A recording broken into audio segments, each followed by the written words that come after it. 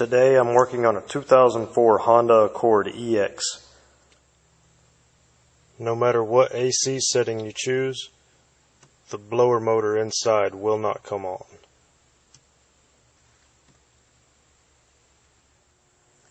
I'm going to start with some basic electrical checks.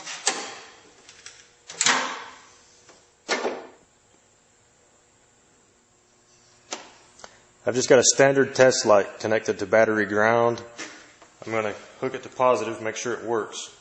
Anytime you hit anything with power, it's going to light up. If you hit ground or anything else, you get nothing. There's a 40 amp fuse right here for the blower motor. I'm going to pull the cover off of it. Kind of tough to see on this camera. It is still intact. But to make sure it has power, you can install it, check both sides of it with a test light, make sure there's power. So that's good.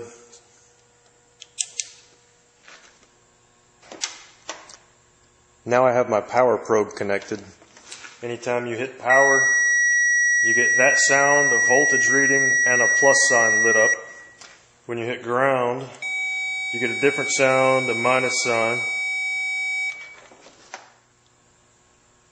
I'll be using this to check the blower motor. The blower motor is under the glove box, above this cover. To remove the cover, pull straight down and then slide it towards you.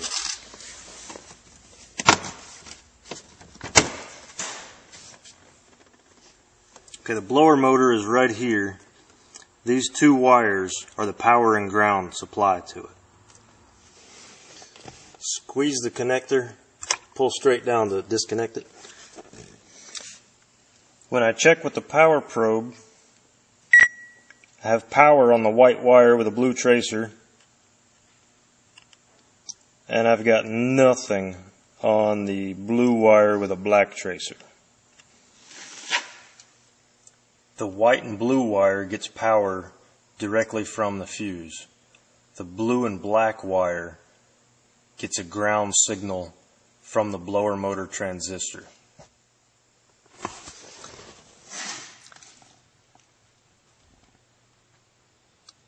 The blower motor transistor is right here.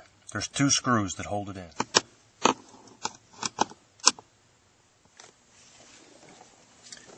Here's the blower motor transistor. It's 4 wires. The black wire is body ground. The blue and black wire is the same blue and black wire here at the blower motor. The transistor should be sending ground from here to the blower motor to control the speed. Instead, there's power from the blower motor back feeding through to the transistor. The other 2 wires are communication wires between here and the control unit. The blower motor power transistor can be tested out of the vehicle with a multimeter. On a 4-door, measure the resistance between pins 3 and 4. On a 2-door, measure the resistance between pins 1 and 2. It should be between 1400 and 1500 ohms.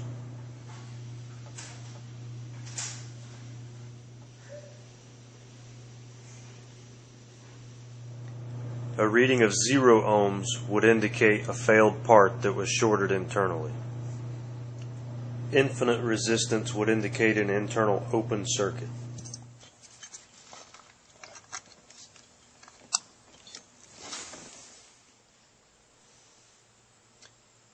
Now, before we reinstall everything, let's check it out and see what happens.